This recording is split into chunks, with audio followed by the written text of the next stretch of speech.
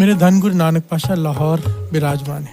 लाहौर चले गए, उस वक्त तो भारत में ही होता था लाहौर। वहाँ पर एक नाम आया है, सेठ दुनीचंद खत्री।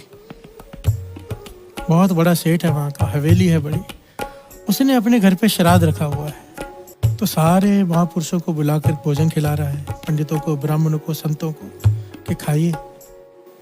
खीर, मालपूरे, जो जो भी होता है श्राद्ध में सब बनाया उसने, बहुत पदार्थ है।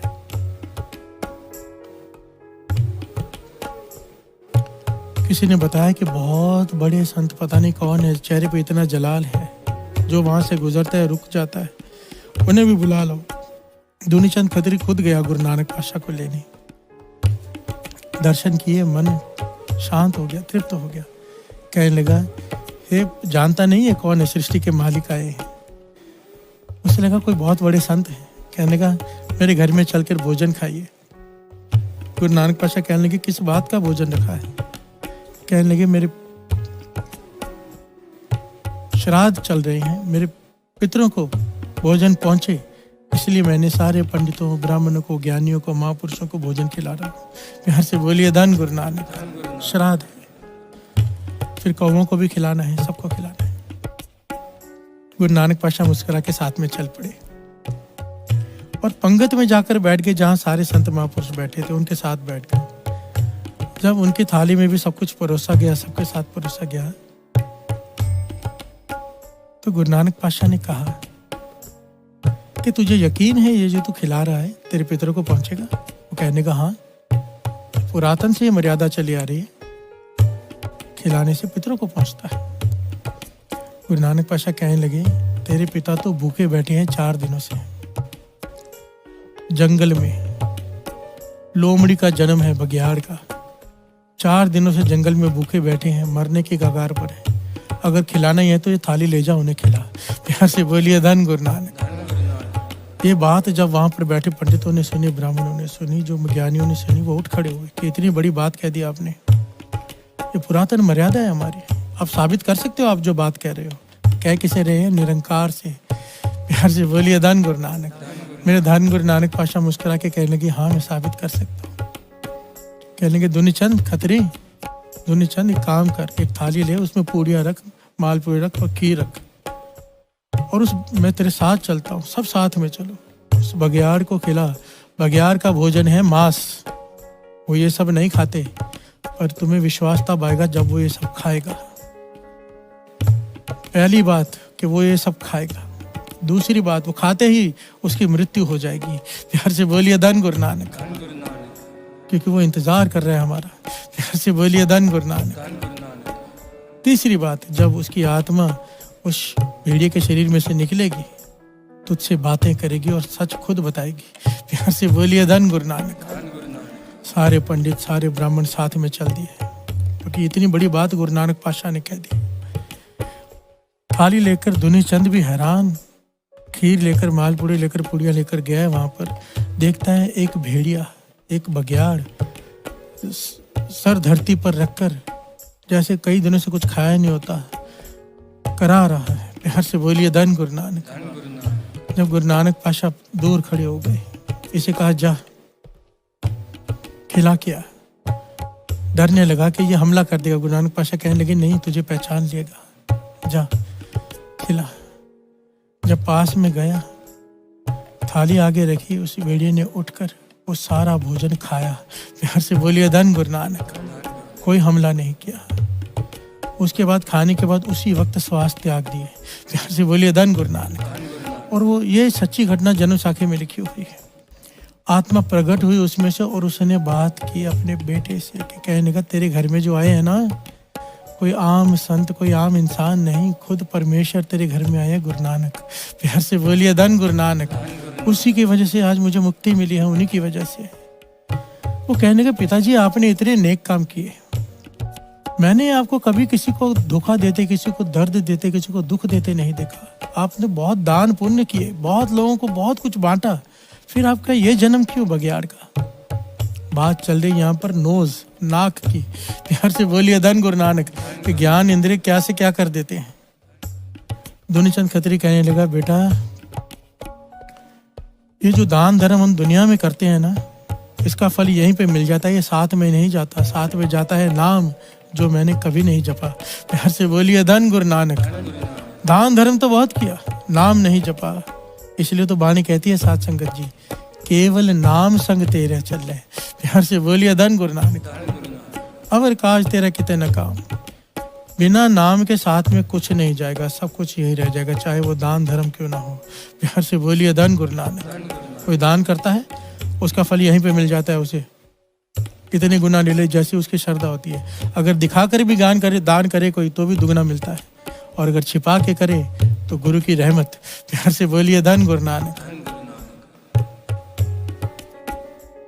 पर यहीं पर मिलता है, साथ नहीं जाता। चुनीचंद खत्री कहने लगा, जब मेरा अंतिम समय आया, मैं कई दिनों से कुछ खा नहीं पा रहा था। वो कहने लगा, हाँ पिताजी मुझे याद है, आप नहीं खा पा रहे थे। कहने लगा, जब मैं अंतिम समय आया मैं नहीं खा पा रहा था, तो पड़ोस के घर में मांस पक रहा था। प्यार से बोलिए धन गुरु नानक।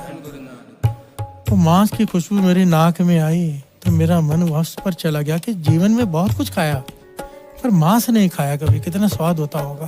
प्यार से बोलिए धन गुरु नानक। मन में ये ख्याल आया, मांस की खुशबू नाक में आई कि मैंने मांस नहीं खाया, इच्छा मांस खाने की रह गई, मेरी मृत्यु हो गई। अब निरंकार ने, धर्मराज ने जब लेखा किया तो कहने का मांस खाने का मन कर रहा था ना, जाओ अब ऐसी जोने में डालते हैं कि मांस ही खाओगे। प्यार से बोलिए धन गुरु नानक।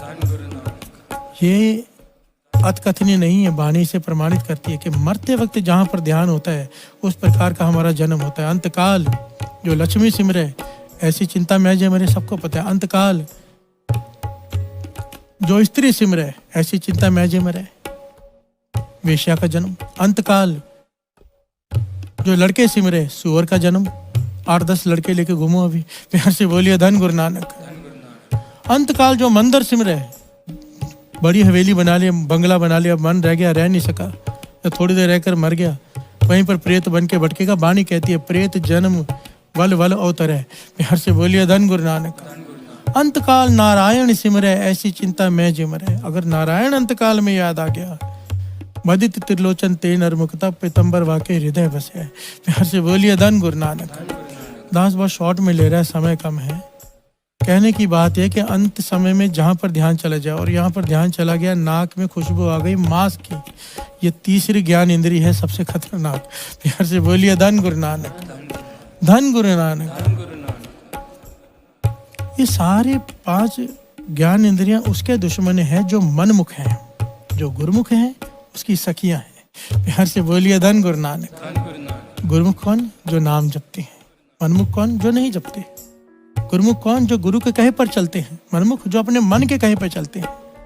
गुरु मेहर करे गुरुमुखों की श्रेणी में आ जाए हम। प्यार से बोलिए धन गुरु नानक। धन गुरु नानक। अब श्राद्धों की बात आई है तो एक बहुत प्यारी घटना भी है। भगत कबीर जी बचपन की घटना। देखिए एक बात यहाँ पर दास बड़ी खुल कर कह दे, मैं किसी चीज पर किंतु परंतु नहीं कर रहा। पुरातन जो मान्यताएं हैं वो मान्यताएं हैं, मैं उन्हें बुरा नहीं कह रहा, पर गुरु नानक पातशाह इसे अलग ढंग से समझा रहे हैं। उस पॉइंट को समझना। गुरु नानक पातशाह एक बात कहते हैं जो कबीर जी ने भी इस घटना में समझाई। पहले घटना को समझ लें। 9 साल की उम्र कबीर जी की। माता ने कहा, बेटा तेरे पिता का श्राद्ध है। प्यार से बोलिए धन गुरु नानक। जा बर्तन दिया, बाजार से थोड़ा दूध लिया, खीर बना के बांटेंगे, पितरों को पहुंचेगी। प्यार से बोलिए धन गुरु नानक। कबीर जी ज्ञानी हैं, भगत हैं, पूर्व जन्मों के कर्म है। रामानंद स्वामी जी उनके गुरु हैं, सारा ज्ञान है उन्हें। बर्तन लेके चल गए और रास्ते में देखा है कि मरी हुई गाय पड़ी है। उन्होंने कुछ घास काटी, खेतों में से इकट्ठी की घास गाय के पास रखी और बैठ गई। माता इंतजार करी कि दूध लेके आएगा बेटा। जब काफी समय हो गया, माता निकली, ढूंढने कहाँ है बेटा। थोड़ी दूर जाके देखा कबीर जी बैठे हुए हैं, गाय मरी हुई है, घास रखी हुई है। कबीर जी हाथ में बर्तन लेके बैठे। माता कहती क्यों बैठा है? कहने के माता गाय पहले घास खाएगी फिर दूध देगी, वो दूध लेके मैं घर आ जाऊंगा। माता कहने लगी बेटा तू बच्चा का बच्चा ही रहा, ये गाय मरी हुई है, घास कैसे खाएगी, दूध कैसे देगी, घास नहीं खा सकती। कबीर जी कहने लगे माता ये गाय तो आज मरी है, घास नहीं खा सकती, मेरे पिताजी तो कब से मरे हैं। प्यार से बोलिए धन गुरु नानक, खीर कैसे खाएंगे। माता को ज्ञान हो गया, माता चुप कर गई। ये ज्ञान की बात है। जो मेरी सोच काम करती है ना साथ संगत जी, मेरी सोच छोटी भी हो सकती, गलत भी हो सकती, पर मेरी एक सोच काम करती है कि पुरातन जमाने में जब हमें कुछ करने को कहा जाता था ना, उसके पीछे कारण कुछ और होता था और वजह कुछ और होती थी, कहाँ हमें कुछ और जाता था। क्योंकि हम सीधे सीधे दान धर्म नहीं करेंगे, तो हमें कहा गया कि इस प्रकार खिलाओ, इस प्रकार कौवों को खिलाओ, इस प्रकार इनको खिलाओ, कुत्तों को खिलाओ, इसे खिलाओ। अभी हम दान धर्म करने को तैयार नहीं, पर जिस चीज के साथ धर्म जोड़ दिया जाए, पितरों को जोड़ दिया जाए, हम तो खिलाएंगे। प्यार से बोलिए धन गुरु नानक। नेक काम कराने का एक तरीका होता था, ये मेरी सोच ये काम करती है। क्योंकि और गुरु नानक पातशाह यहाँ पे समझाते हैं, ठीक है अगर पितरों को खिला भी रहे हो, पर खिलाया किस काम का, क्यों, श्रवण कीजिए। पातशाह गुरबाणी में फरमा रहे हैं भगत कबीर जी, जीवत पितर न माने को, मुए श्राद्ध कराही,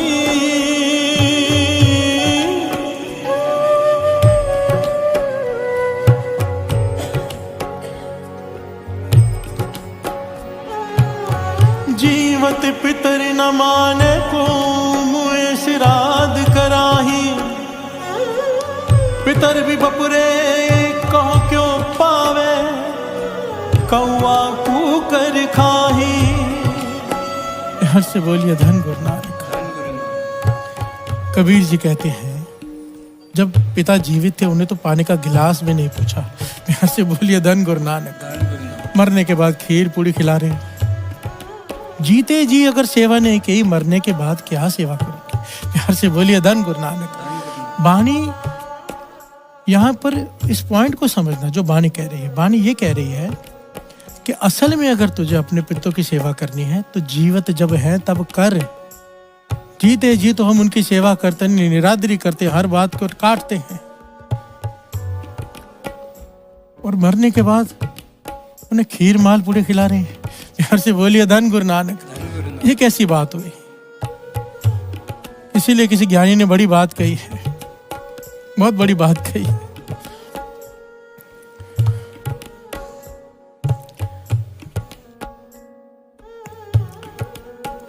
ये किसी लिखारी ने लिखे हुए लेख है, मुझे बड़ा प्यारा लगा था, श्रवण कीजिए। माटी का एक नाग बना के पूजे लोग लुगाया, जिंदा नाग जब घर में निकले ले लाठी धमकाया। प्यार से बोलिए धन गुरु नानक। मिट्टी का नाग बनाकर उसे पूजा करते हैं, और जिंदा नाग दिख जाए तो उसे मारने भागते हैं। प्यार से बोलिए धन गुरु नानक। ये हमारी मेंटालिटी कैसी है कि जीते जी हम किसी की सहायता नहीं करते, जीते जी हम किसी के सुख दुख में साथ नहीं निभाते, मरने के बाद सब आ जाते हैं। प्यार से बोलिए धन गुरु नानक। जिंदा बाप कोई ना पूजे, मरे बाद पुजवाया, मुट्ठी भर चावल लेके कौवे को बाप बनाया। प्यार से बोलिए धन गुरु नानक। धन गुरु नानक। ये दुनिया कितनी बावरी है जो पत्थर पूजे जाए, ये दुनिया कितनी बावरी है जो पत्थर पूजे जाए, घर की चकिया कोई ना पूजे जिसका पीसा खाए। प्यार से बोलिए धन गुरु नानक। कहने का भाव जो जीवित हैं उनकी सेवा करो। असल में यही पितर है, असल में यही है, असल में ये समय है, अपने माता पिता का सत्कार कर लो जीते जी। एक छोटी सी बात को समझना। कृष्ण जी श्रीमद् भगवद गीता में कहते हैं, अगर कॉमन सेंस की बात करें, कॉमन सेंस की बात, कृष्ण जी कहते हैं जैसे ही इंसान की मृत्यु होती है उसे दूसरा शरीर मिल जाता है, उसी वक्त, टाइम नहीं लगता, एक चोला छोड़ा दूसरा। और ये वाणी भी कहती है, सारे जितने भी वेद शास्त्र कहते हैं, अब जब वो दूसरी योनि में है तो कैसे खाएगा। प्यार से बोलिए धन गुरु नानक। धन गुरु नानक। ठीक है, आप जिन्हें खिला रहे हो, नाम जपने वालों को, साधु महात्मा को, पंडितों को, ब्राह्मणों को, वो तो आदर नहीं है, उन्हें तो वैसे ही खिलाना चाहिए।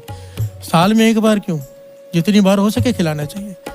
पर मन में ये भाव रख करके अपने पिता का मैं आशीर्वाद ले रहा हूँ। अगर जीते जी सेवा नहीं की, मरने के बाद आशीर्वाद नहीं मिलेगा। प्यार से बोलिए धन गुरु नानक। इस भावना से ऊपर उठ जाओ, इस गलत फहमी से ऊपर उठ जाओ बस। प्यार से बोलिए धन गुरु नानक, धन गुरु नानक।